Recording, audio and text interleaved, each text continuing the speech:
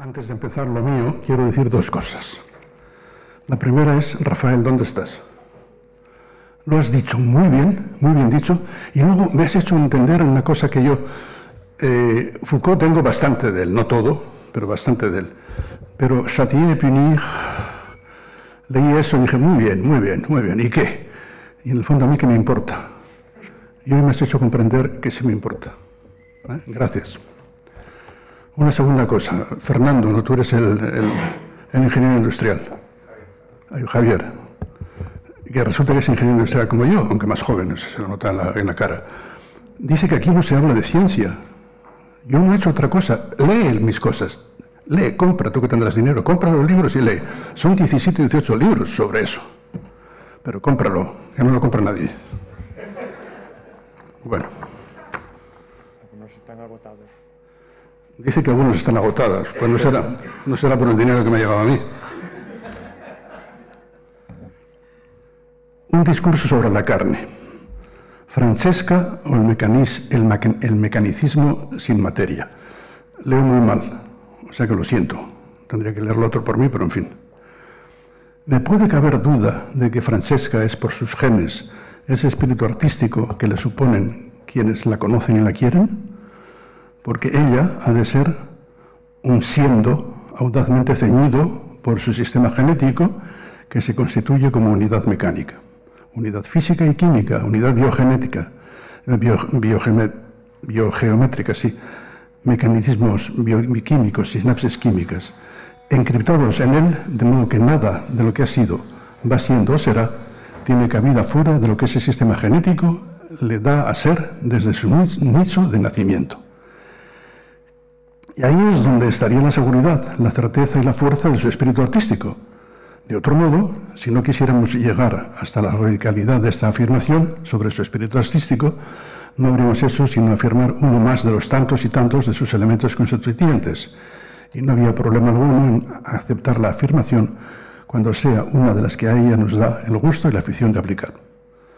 La afirmación primera causa problemas solo cuando apuntamos este hecho, que se diría irrefutable para quien la conoce y afirma que Francesca tiene esa capacidad artística entre sus cualidades personales, el espíritu artístico que le suponen, añadiendo, sin embargo, que lo tiene porque se le ofrecen sus genes desde su nicho de nacimiento, porque se le ofrecen en unidad mecánica, su sistema genético, unidad geométrica, en definitiva, que nos viene afirmando, que nos viene confirmada ya de antiguo en la trilogía espacio, tiempo, geometría con comillas y legalidad.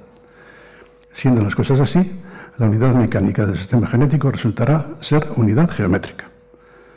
Se afirmaría así con rigurosidad científica, por tanto, que todo en nosotros, nuestras capacidades, nuestras voliciones, nuestras realidades, parecerán deberse al sistema genético de cada uno que se nos ofrece como mecanismo, en resuelta mecanicidad, desde nuestro nicho de nacimiento a ser lo que somos, que a su vez procede y está arreglado también mecánicamente por un sistema genético más generalicio, capaz de engendrar mecánicamente el nuestro, ese que es nuestro sistema genético particular. Un sistema genético que conseguiría de Francesca ser del género mujer de la manera en que ella lo es, y otro, el propiamente suyo, más idénticamente mecánico, el que le dona su espíritu artístico, ambos enraizados sistémicamente, siempre en un encuadramiento genético, sí, más general. Siempre encuadramiento de mecanicidad. En esta complejidad genética del encuadramiento mecánico es donde se produciría en Francesca el espíritu artístico. Escuché una vez, hace años ya, a Pablo Neruda leyendo sus poesías. Es un gran poeta, eso no cabe duda. Era una vergüenza como lo hacía. No sabía leer. Bueno, pues perdonad, para mí me pasa lo mismo. No soy Pablo Neruda, pero me pasa lo mismo.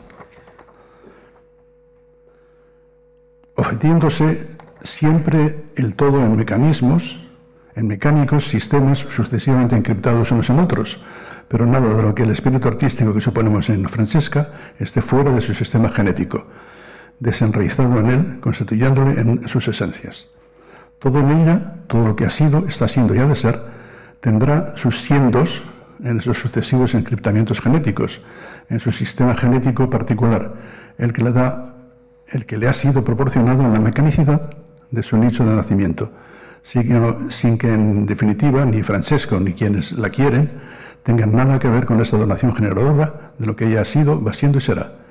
Ella es precisamente esto, la conjunción en sí de los sucesivos sistemas genéticos que le dan su ser y que en su caso le dan su espíritu artístico. Y todo le vendría ofrecido de antemano en el nicho de físico-quimicidad geométrica que le da su nacer. Parecería, pues, que son los sucesivos sistemas genéticos, encriptados mecánicamente uno en el otro, quienes le ofrendan todas sus cualidades, todas sus voliciones y todas sus particularidades. De lo que ella es, el espíritu artístico que la suponemos, por tanto, nada es suyo en definitiva. Nada es suyo, pues todo se le da en los sucesivos encriptamientos genéticos que la constituyen. Todo le viene dado en ellos como mecanismo. Porque nada de lo que soy, he sido y voy siendo, cabría fuera de la complejidad de mi sistema genético, que a su vez vendría coordinado mecánicamente por un sistema genético más general, más englobante, sistema de complejidad, también físico-química, por tanto.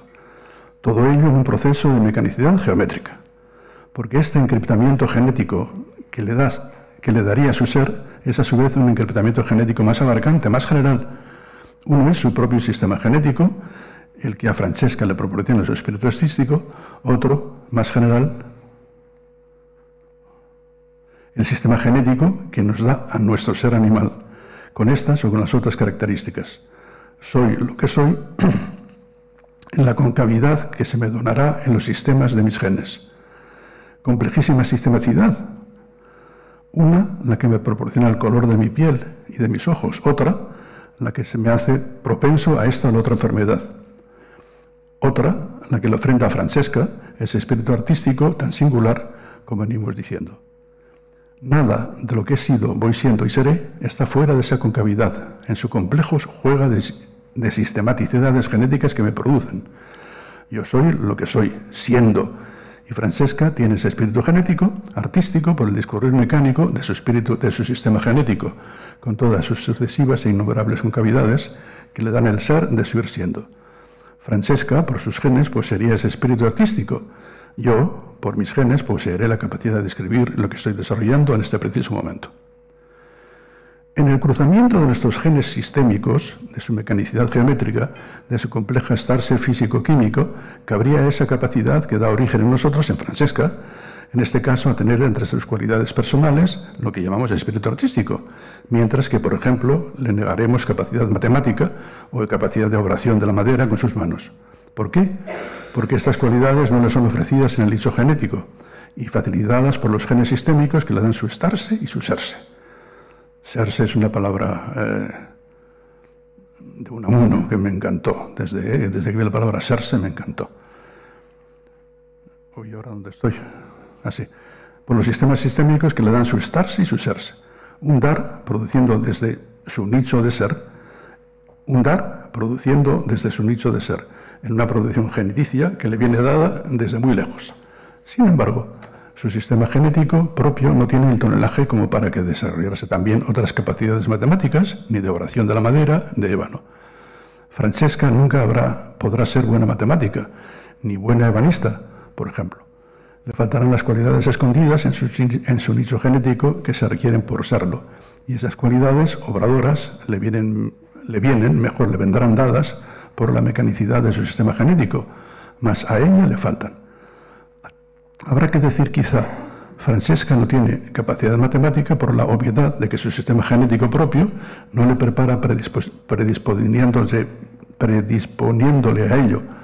En la enorme complejidad de su sistema genético, con sus incalculables concavidades, no solo ofrecen la conjunción de genes que le daría la facilidad para las matemáticas, y sí el que se correspondería en su espíritu artístico. Si está afirmando, pues, que por la cualidad de su propia genética tendría ínsita en sí la potencia genética productora para desarrollar capacidades artísticas, mas no tendría capacidad matemática. La conjunción de las concavidades de un sistema genético no es infinita, no es capaz de predisponernos a todo lo imaginable. Por ejemplo, a Francesca le falta la parte del sistema genético que le llevaría a ser de piel negra, y sí la que le tiene a la blancura de la belganicidad. Belganicidad, porque Francesca es belga. Sí a tener disposición para que se produzca en ella un cierto tipo de enfermedad, Y nosotros quereríamos ver en Francesca el desarrollo de su espíritu artístico, como queda afirmado ya en la primera línea de este papel, porque decimos tendrá predisposición genética, para ello predisposición mecánica. Disposición y predisposición habrán de ser palabras esenciales en este juego que nos proporciona nuestro sistema genético. Pero disposición y predisposición puramente mecánica, esto es puramente física y bioquímica, no. Está bien, vale por ahora, pero en todo caso no se trata solo de que Francesca tenga en sus genes esa capacidad, algunas capacidades, propensiones, entre las que se encuentran la de poseer un espíritu artístico. Francesca, repito, pensamos que tendrá una predisposición genética a poseer espíritu artístico o a desarrollar algún día esta o la otra enfermedad, y que podríamos quizá detectar y manifestar ese gen aislándolo en su física y en su química de toda la cadena del sistema geneticio, de manera que se nos hiciera del todo palpable su estar ahí para manipularlo. Predisposición genética que decimos conocer y que hemos creído ver en ella realizada cuando se nos antoja afirmar que tiene espíritu artístico. Así pues, dispondría Francesca de esas muchas cualidades que le vendrían proporcionadas por su sistema genético, como acontece con su espíritu artístico, mientras que le faltarían otras que encontramos en personas distintas a ella, pero no en ella. Francesca poseería una cualidad genética, producto de un juego físico-químico-biológico, por tanto, que le ofrece la posesión virtual de su espíritu artístico, el cual le vendría obrado virtualmente por y desde su propio sistema genético, y por eso nosotros creemos descubrir en ella el desarrollo de esa capacidad primaria que le brindarían sus genes. Sería, por tanto, algo que Francesca recibiría como donación genética en el mismo nicho de su origen, de su ser, recibiendo ahí, como regalo, la capacidad genética de poseer ese espíritu artístico que descubrimos en ella, algo que se le daría en el mejunje mismo de su estar y de su ser en el mundo.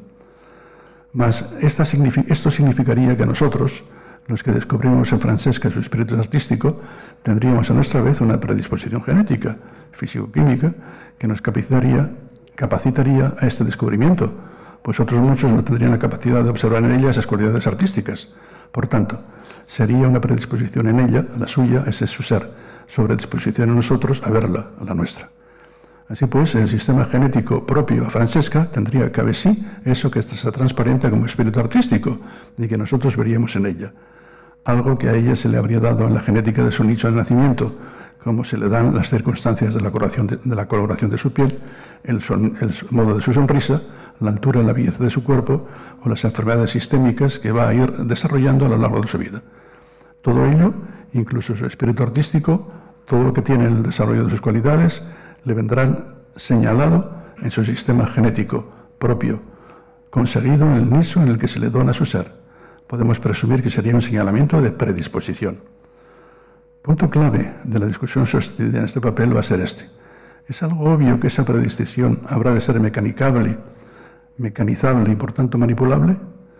¿No es capaz de predisponernos a todo lo inimaginable, predisposición genética y para ello predisposición mecánica? Una predisposición en ella a ese su ser, la suya, sobre predisposición en nosotros a verla, la nuestra, le vendría señalado en su sistema genético propio conseguido en el nicho en el que se le dona su ser. Sería un señalamiento de predisposición. Disposición y predisposición puramente mecánicas, esto es puramente física y química. No, disposición y predisposición. Predisposición equivale a preprogramación o a programación a secas.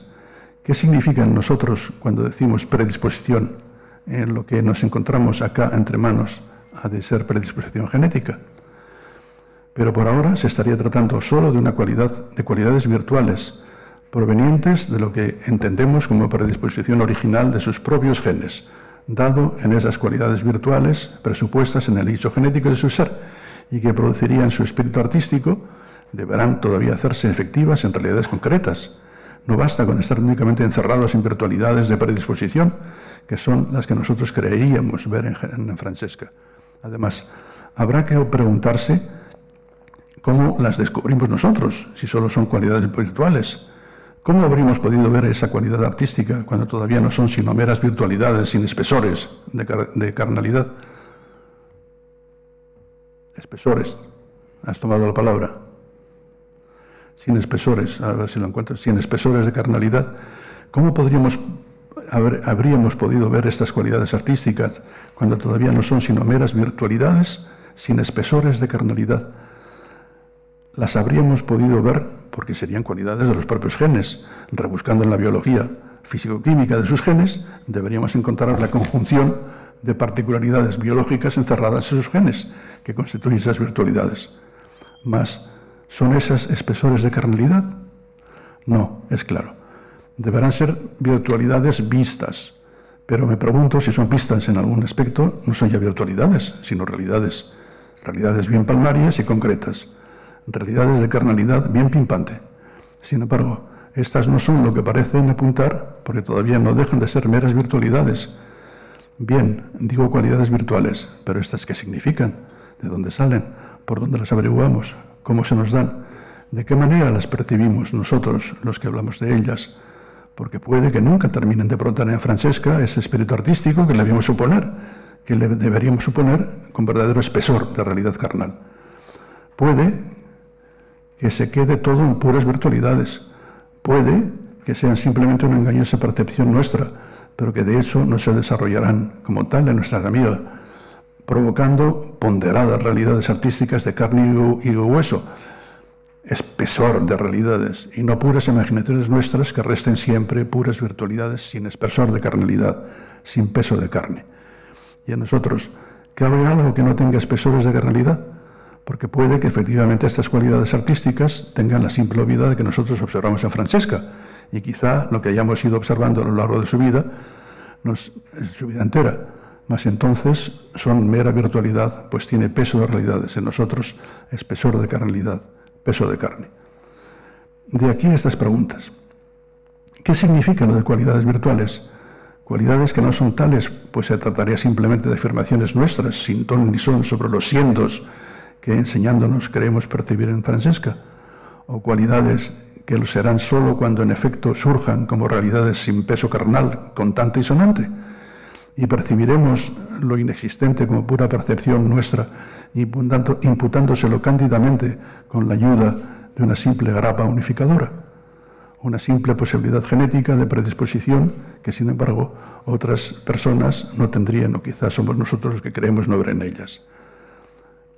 Una simple posibilidad de virtualidades irreales que nosotros creeríamos adivinar, mejor buscaríamos adivinar, que nos gustaría descubrir, algo que no va más allá de un deseo, sin ningún peso de carnalidad de quienes perciben a Francesca con ojos amorosos, pero poco realistas, pues eso que ponemos en Francesca puede que no lleguen a ser sino un deseo traslaticio nuestro, trasladando así a ella lo que creemos una pura virtualidad genética nuestra. La cuestión del espíritu artístico de Francesca, por tanto, ¿es solo una cuestión de genes? ¿Cabría un deseo sin pizca, sin rastro, sin exceso, sin expresión de carnalidad?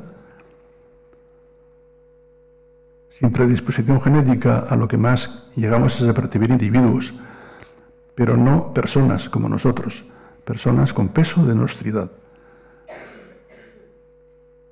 La palabra nostridad me ha salido de manera curiosa, porque lo utiliza mucho un viejo amigo mío, compañero de colegio jesuita, misionero, que estaba pues en Cuba, no, en Perú, no sé, y escribió, nos envió una cosa y utilizaba la palabra nostridad. Yo no la conocía y me salió el otro día. Nostridad de nuestro, lo nuestro.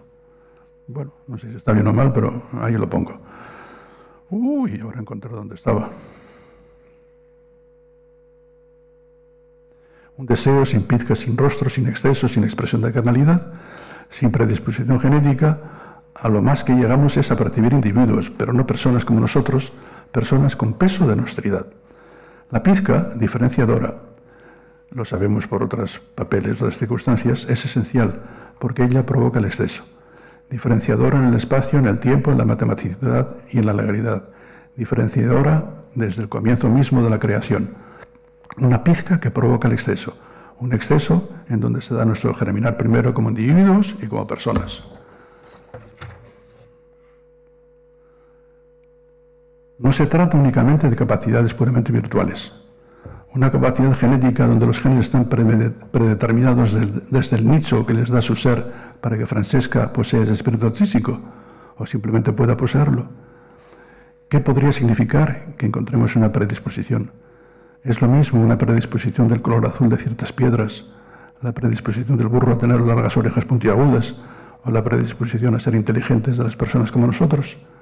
Se trataría de capacidades genéticas que supondríamos existentes como realidades con trabazón de materia, con peso de materia, tocadas por espesor de carnalidad, ya que sin ella no tendría espíritu artístico, de eso no cabe duda.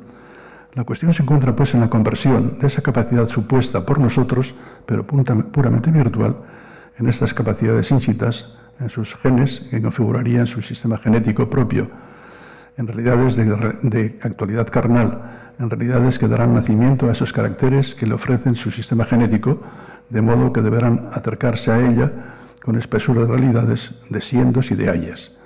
Realidades actuales que se acerquen al principio de una realidad unificada. Y estas capacidades genéticas, o predisposiciones genéticas, con trabazón de materia que le ofertaría el espíritu artístico, harían posibles ciertamente sus virtualidades artísticas, aunque, insisto, todavía faltaría algo decisivo, que se conviertan en verdaderas realidades, realidades con espesura de hay, que pasan de ser capacidades virtuales a convertirse en boscaje de realidades. Hay gentes en las que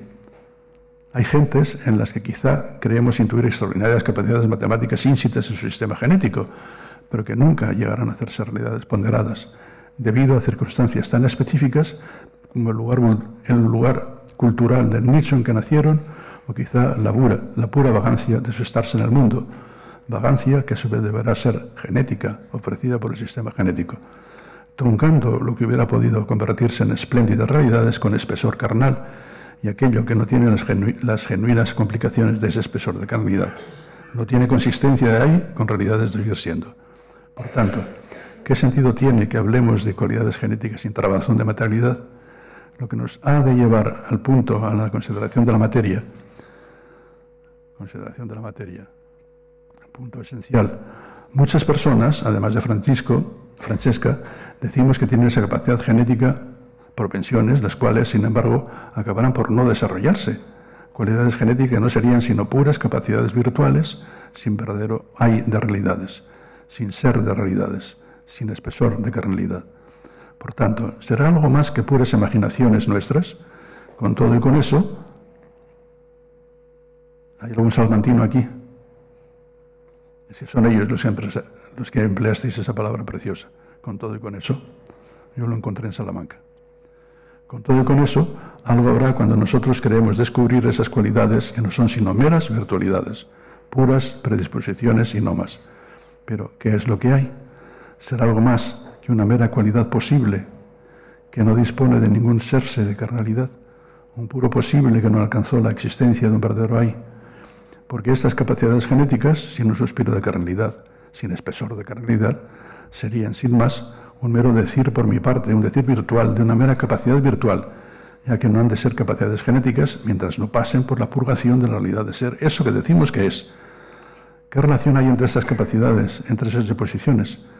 No me vale afirmar que ellas tienen también capacidad genética virtual de desarrollar sus propias virtudes, su propio espíritu artístico, pero no lo van a desarrollar a lo largo de su vida por no tener la realidad pesante de esas capacidades virtuales, que tienen la capacidad genética virtual de desarrollar su propio espíritu artístico, pero capacidades que jamás se desarrollarán como espíritu artístico de realidades comparables al de Francesca.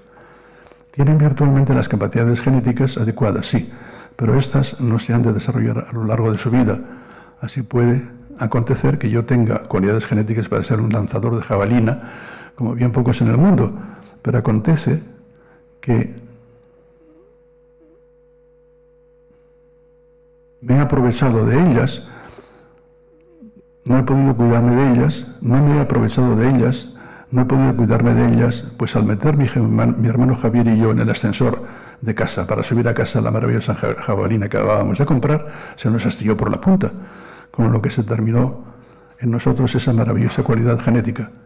Ya no pusimos afán en esos deportes, resultando que finalmente mis cualidades genéticas virtuales, pintiparadas para el lanzamiento de jabalina, cayeron en el vacío. No lograron hacer oración de realidades, no tenían espesor de realidad.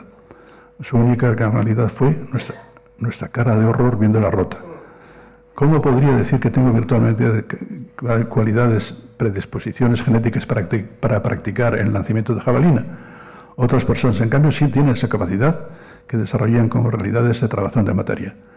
Por ello, no me vale con decir que Francesca está enrolada en una capacidad genética primaria de desarrollar esa segunda capacidad genética precisa que le ofrendará a su espíritu artístico, mientras que las otras personas no poseen esa capacidad genética en segundo grado. Capacidad genética primera de producir la capacidad genética que le ofrecerá ese espíritu artístico. De ser así, entraríamos en discurrir en rampa infinita de capacidades genéticas que son posibles por cantidades genéticas que son imposibles. Discurrir de esta manera no parece demasiado importante. Continuemos suponiendo por un momento que clonamos a nuestra Francesca, a la que ahora daremos el nombre de Francesca I, que es la original. Esa clonación conlleva toda la remecanidad físico-química biológica de entidades y actividades del sistema genético de Francesca I, donde ese sistema pasa a ser Francesca II y a todos los sucesivos sistemas genéticos que derivan de Francesca I. ¿Qué significa esto? Que también nuestra clonada, que llamaremos Francesca II, tendrá las mismas cualidades artísticas, paso a paso, punto a punto, raya a raya, que tiene Francesca I. Habrá de ser obligatoriamente cuando hemos calibrado que la red genética que da dicho sistema genético a Francesca I está exactamente reproducido en el nicho genético sistema que ahora da lugar a Francesca II. Todas las exterioridades coincidirían en ambas, hasta en los más mínimos detalles, incluso la manera de curvarse la uña o el peculiar modo de andar.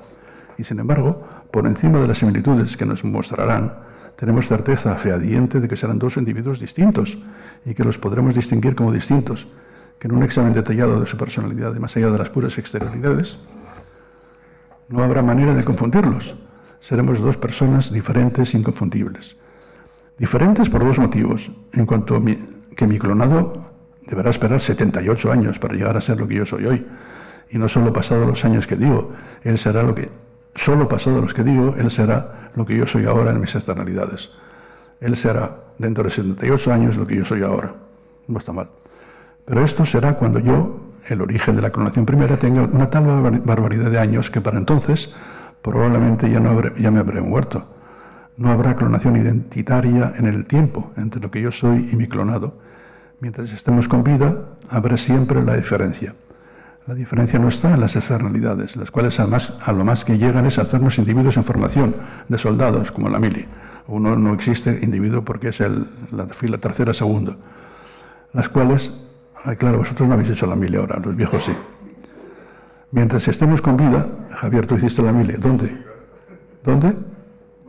Montaña, yo también. No habrá clonación identitaria en el tiempo entre los que yo soy y mi clonado. Mientras estemos con vida habrá siempre la diferencia. La cuestión no está en las externalidades, las cuales a lo más que llegan es hacernos individuos en formación de soldados, sino en las internalidades. Las que nos hace personas son estas últimas. Podemos plantear mejor el problema si de esto que soy al recibir al ser en el lecho de mi naturaleza se sacan dos clones, el que llamaba Francesco I y otro idéntico a Francesco III. Francesco II y ahora Francesco III. Porque ambos estaban clonados de Francesca I. De este modo hay dos clones que coinciden en su ser en el tiempo. Solo así tienen interés la clonación, que se da en una misma escala de tiempo, en un mismo momento de tiempo.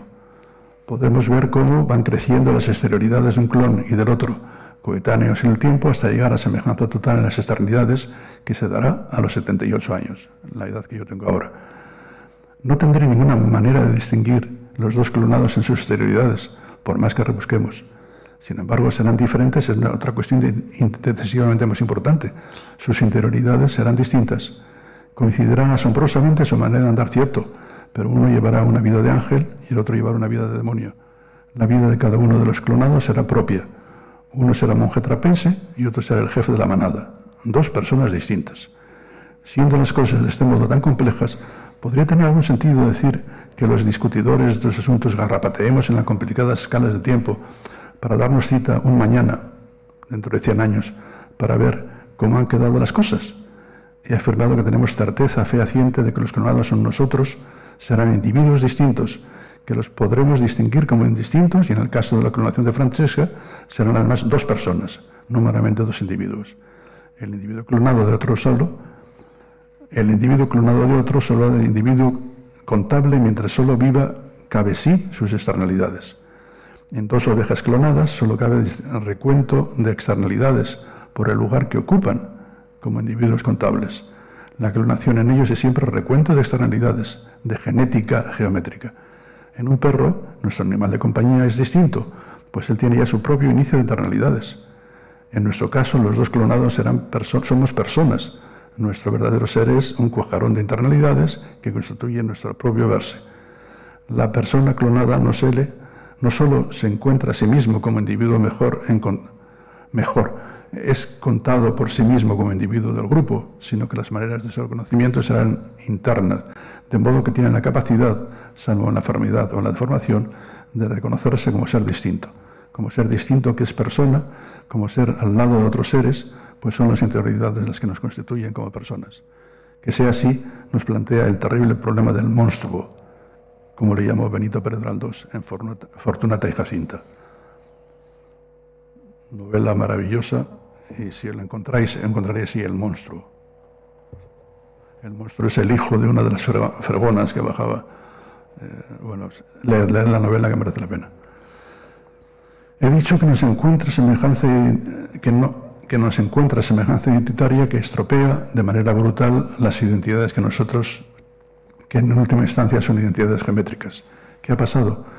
Nos hemos olvidado que la clonación está íntimamente ligada con el tiempo, que es una identidad genética, físico-química, biológica, y las asombrosas complicaciones del tiempo se nos convierten ahora en asombrosas complicaciones del espacio en clonación, porque la trabazón de materia, a la que hemos amarrado también la genética, está íntimamente ligada con el tiempo.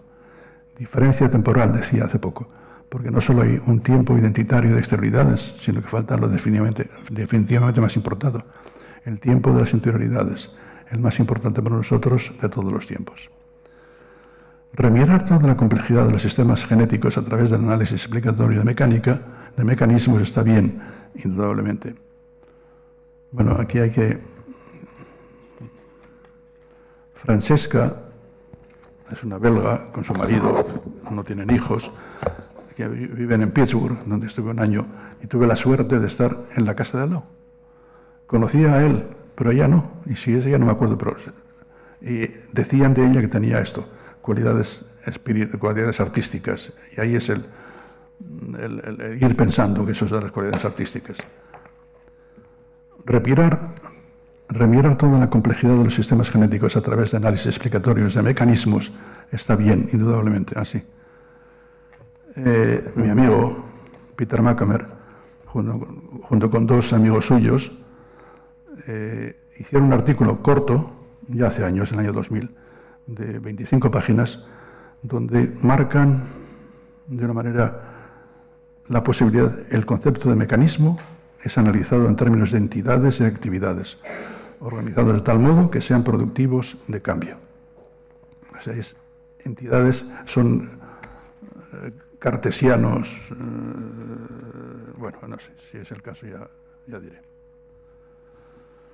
Ay, verdad que hablaba mal, que leía mal, Pablo, ¿cómo se llamaba? Pablo Neruda, qué horror. Después he leído alguna otra vez, hace poco encontré y escuché alguna, no lo hacía tan mal, tiene una voz profunda, no lo hacía tan mal. Pero aquella primera vez que casi odié al poeta por lo mal que leía sus poesías.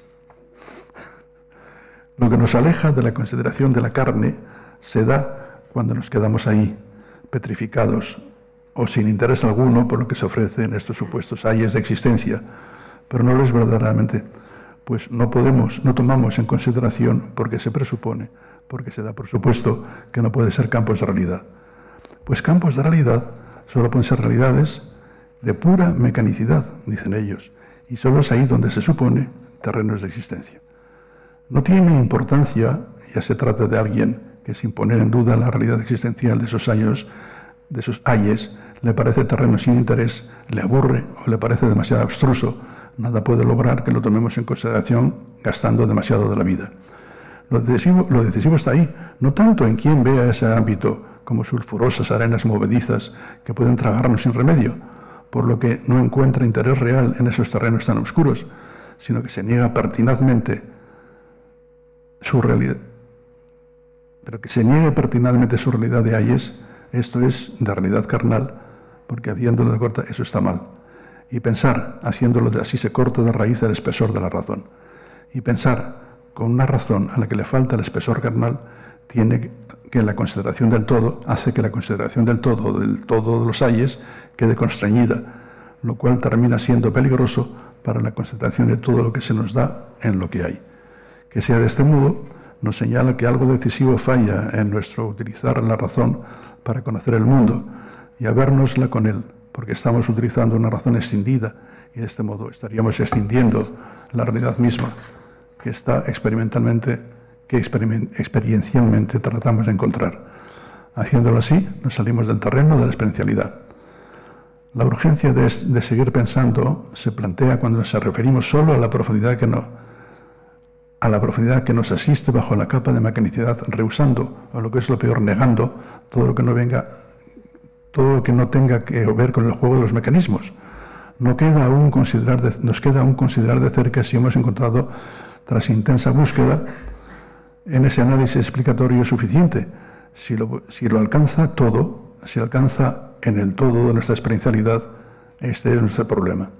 Si abarcamos el ámbito completo de la experiencialidad de nuestros ayes, o si toda explicación se convierte en desarrollo de mecanismos dentro de un campo de mecanicidad, rechazando cualquier otra calidad de campo, cualquier otro campo de realidad experiencial. Si llegamos ahí, en este nivel del juego de mecanismos, todo está ya dicho, porque la razón con la que vamos leyendo los ayes del terreno de la mecanicidad no tiene el espesor de la carne, no tiene ningún espesor carnal. Hemos reducido el espesor de la carne, seguramente, porque hemos reducido antes el espesor de la razón y el vasto campo de la experiencialidad. ¿Termina el pensamiento del filósofo en la llegada a la mecanicidad? ¿Ha dicho ya todo lo que le debe decir? No, porque la pregunta última debe plantearse así. ¿La creación entera es un supremo mecanismo? Suponer la mecanicidad aquí y allá, en esta o en la otra campo restringido de nuestra experiencialidad, vale. Pero ¿es el de todo un supremo mecanismo? ¿Es el todo un supremo mecanismo? En el juego que hacemos en la tríada generalicia, fundadora desde el mismo acto de la creación, nos hemos encontrado que en vez de espacio, tiempo, matematicidad y legalidad, escribimos a veces espacio, tiempo, geometría, entre comillas, en legalidad. Pero lo estamos viendo. Puede que nos estemos dando una legalidad que ya en ella misma es legalidad geometrizada. La geometría es enemiga mía. Yo soy enemigo de la geometría. Digo, para que podáis entender, soy amigo de la matemática y enemigo de la geometría. Profundamente amigo de la matemática, profundamente amigo de la legalidad y enemigo rotundo de una legalidad geometrizada. Bueno, desde el mismo comienzo de nuestro filosofar en el desarrollarse en nuestro ir pensando, hemos ido viendo que en su mismo enunciado puede darse una ambigüedad en nuestro pensamiento, como si se buscara dar una restricción castradora de la matematicidad de geometricidad, cuando se ha dado ya esta restricción de la matemática lógica geométrica sin problema, como si la matemática pudiera quedar embebida en geometricidad, hasta el punto de que en numerosas ocasiones, en lugar de escribir la tríada fundadora, en toda su limpieza la he escrito con las geometrías, con la palabra geometría en comillas, en lugar de matematicidad. ¿A qué se debe esto? Ahora aparece en toda su crudeza, en ocasiones anteriores había aparecido en las comillas, cuando el infinito campo de las matemáticas, o quizá también de la matematicidad, era constreñido a abandonar la pureza de este ámbito, por la reducción lógica, y ahora vemos cómo se da también reducción de la legalidad, de la lógica de la mecanicidad. Pero cuidado, lo que no sea aceptable en un ámbito de geometría, sino cuando hemos reducido, o mejor constreñido, tanto la matematicidad como la legalidad, a compleja geometría logificadora. Nótese, pues, que se trata de un descalabro de los ámbitos primarios de la matemática y de la legalidad, una drástica reducción de la experiencialidad de los ayes que se nos dan en la creación. Tal acontecía cuando se dejaba constreñir la matemática por la lógica, cuando hacíamos esta reducción a la logicidad. Ya entonces era una manera de abandonar las bases profundas de las matemáticas, en lo que ésta colabora a la profundidad insondable de la creación, por hacernos quedar en el plano de lo que no es sino mecanicidad considerando la creación como un juego de mecanismos, eso no. Las comillas que envuelven a la geometría, decía cuando las pongo, indican, así pues, ese doble constreñimiento, porque ahora la legalidad se ve tocada en su corazón por el inmenso juego de la mecanicidad biologificada. En todo caso, en este juego de las comillas hay una diferencia decisiva. Sustituir matemática por geometría tapona la profundidad de las matemáticas y las confunde. Pero quien quiera reducir todos los análisis de sus movimientos en el campo de la mecanicidad no tiene por qué pensar que todo está dado, ahí nada más que ahí, y solo pierde rumbo en su pensar si niega que haya mayores profundidades en su pensar, si niega las profundidades metafísicas. Puede decirse, no quiero ir más allá, no me interesa, me sobrepasa, pues está muy bien. Lo que no se puede hacer es añadir, no hay nada más allá, no cabe nada fuera de la mecanicidad, del amplio juego de los mecanismos. Cuando ansiamos por la mecanicidad, me parece que con facilidad puede darse muy pronto en nuestros discursos un tono de restricción, al afirmar que entidades y actividades son analizadas bajo el concepto de mecanicidad y nada más. Descartes, en su división entre cosa pensante y cosa extensa, nos deja en el filo mismo de la navaja, pues en muchas ocasiones ha conseguido que todo lo pensante nos sea finalmente de cosa extensa, con lo que caemos en enorme facilidad en eso a lo que antes me refería. A más de la logificar en las matemáticas, lo que se expresa con las comillas en geometría, hay una nueva geometrización que esta vez alcanza de pleno a la legalidad. No es que esté mal, repito, este género de explicaciones en las que nos planteamos el todo, como movimiento de mecanismos. Es preocupante, sin embargo, cuando toda explicación debe caber dentro de una comprensión mecánica, biogeométrica, para ser verdadera explicación. Todo ha de caber y cabrá, presumimos, en un juego de mecanismos. Toda explicación no, simplemente algunas explicaciones, muchas explicaciones. Lo problemático aparece y se convierte en problema decisivo cuando todo deba explicarse a través de entidades y actividades que se nos convierten en mecanismos geométricos. Cuando se busca explicarlo todo a través de sequedades de una razón mecánica, cuando se da por explicarlo todo a través de una razón de sequedades, seguramente geométricas, y se supone que todo lo que nos quepa en explicarnos, en explicaciones mecánicas, no es una verdadera explicación. Si no se da este supuesto, quede claro desde el comienzo que no es una falsa razón, sino una razón coja, insuficiente, parcial, que no lleva las cosas de la razón hasta el terreno de humedades carnales en las que ella se mueve, al terreno de las... ¿Cómo era? Ya no me acuerdo. Los espesores de la realidad. Quede claro, por tanto, que no rechazo ese amplio y decisivo, ese campo explicativo de la mecanicidad que rechaza la conversión de cualquier explicación para encontrarnos con un juego de mecanismos. Simplemente digo que plantarse ahí en nuestras explicaciones... Joder, esto no se acaba nunca, qué horror.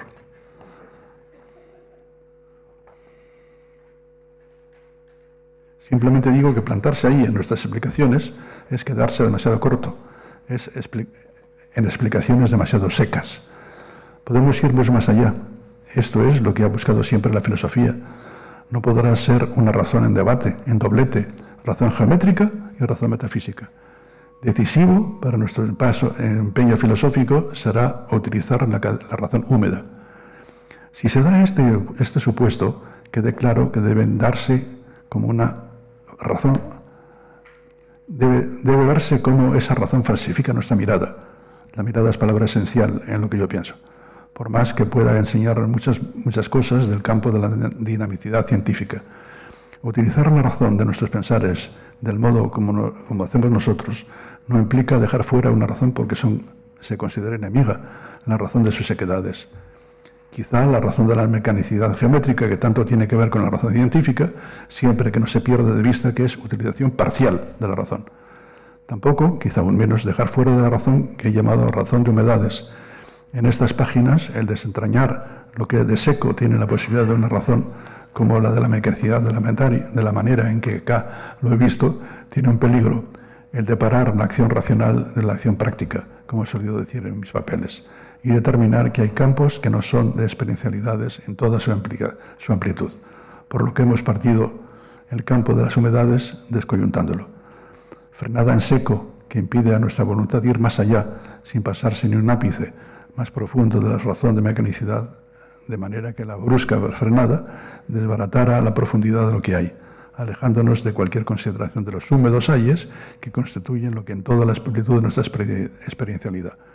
Se trata de una indebida deducción de la experiencialidad, lo que tiene enormes consecuencias. Nos hemos enfrentado con un mecanismo sin materia, un mecanicismo con trazas puramente geométricas, el cual se hace con la matematicidad y la legalidad, reduciéndolas a extensiones biocientíficas, y de este modo descalabramos a la materia, reduciéndolas simplemente a mecanismos geométricos, con todas sus infinitas humedades, perdidas en el pensar nuestra razón, quizá para siempre. Mas nótese bien, la importante no es la reducción parcial en el tiempo del pensar a la desconexión, a la extensión, por emplear el concepto cartesiano, sino la especie de juramentación escondida de que nada hay ni habrá ya fuera de esa extensión, porque todo es mecanicidad, juego de mecanismos. De manera que se piense esta manera seca de razonar queda patente, supuesto ya como realidad, como el punto clave de nuestro enfrentamiento está en que la razón que se ha utilizado para llegar a ese mecanismo es una suerte de razón muy particular y exclusiva, la razón seca, aquella a la cual se le ha amputado toda traza de materia, y de carne, por supuesto, dejando solo las puras trazas de la geometricidad. Nótese bien que ha dejado que la razón, por eso convertida en mera razón secante, no contenga disquisiciones sobre la espesura de la materialidad, para quedarse únicamente con las consideraciones de la mecanicidad. La dinámica fluyente de la materia tiene rasgos precisos de pre-libertad. La dinámica fluyente de la materia tiene rasgos precisos de pre-libertad. De no ser así, nosotros, hijos de la materia, no seríamos libres, en lo que es seguramente lo mismo, no seríamos personas.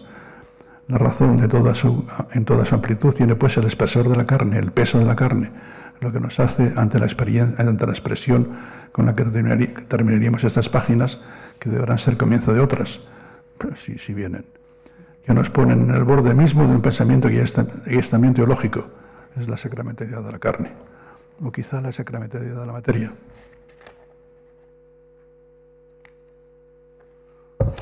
Se me quedan pasmados.